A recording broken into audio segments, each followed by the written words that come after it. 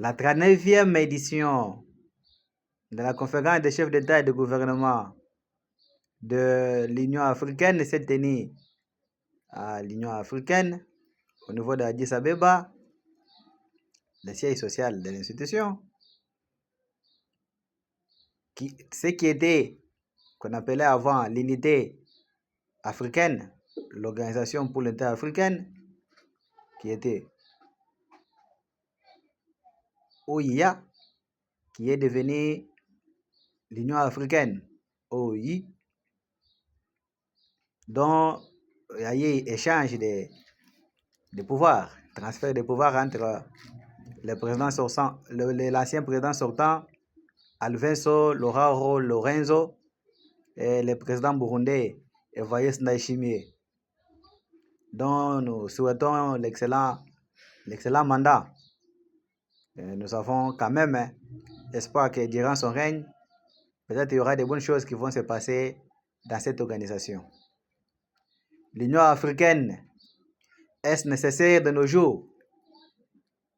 Est-ce nécessaire de nos jours de continuer à avoir l'Union africaine?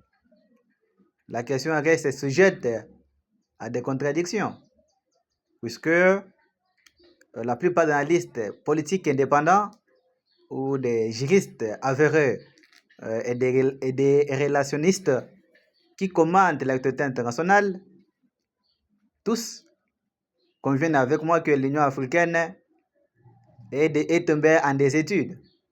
C'est une institution qui reste à désirer, puisque l'Union africaine, comme étant une institution internationale africaine, n'a pas joué vraiment son rôle. Elle est restée passive à des questions critiques qui cherchent l'intervention de l'Union africaine, auxquelles des conflits interafricains n'ont pas de solution. Ce sont des pays qu'on appelait à l'époque impérialistes ou des pays occidentaux qui interviennent pour trouver des solutions aux conflits africains. Mais à quoi bon avoir l'Union africaine dans le contexte où l'Union africaine n'est pas en mesure de mener ne serait-ce qu'une médiation et de trouver une solution aux conflits entre Africains?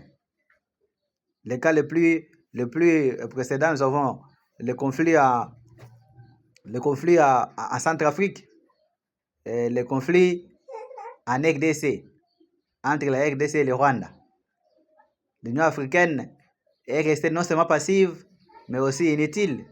Elle n'a pas eu le courage de condamner l'agression d'un pays membre de l'Union africaine qui viole ou qui a violé les règles fondatrices, ou les règles fondatrices les règles fondatrices plutôt de l'Union africaine, les principes fondateurs de l'institution.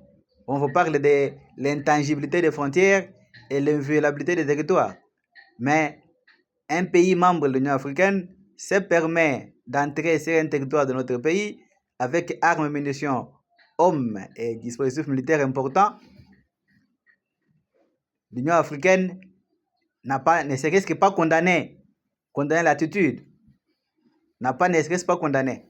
Elle a entendu que les autres institutions, par exemple comme l'Union européenne ou les Américains, interviennent pour que l'Union africaine puisse enfin, sa dernière déclaration, on appelle quoi, sa dernière communication, qu'il a qualifié les actes d'attaque de l'aéroport civil de Kisangani par les terroristes de 2023 comme étant des actes de terrorisme.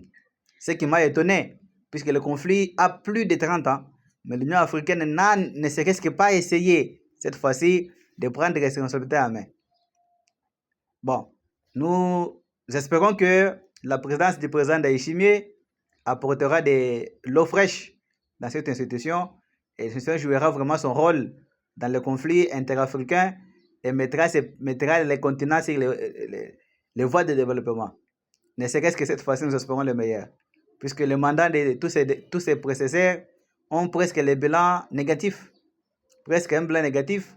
Il ne serait-ce qu'entrer de l'Union africaine est devenue une institution où les présidents se partagent le vœu, se parlent comme racontent entre camarades, chefs d'État, qui se parlent de leurs femmes et leurs enfants qu'ils ont et leurs biens, qui se parlent de ce qui se passe dans leur pays. non pas une institution qui raisonne sur les solutions durables aux problèmes africains ou aux problèmes interafricains. À quoi bon alors, aujourd'hui, continuer à espérer dans une institution comme l'Union africaine?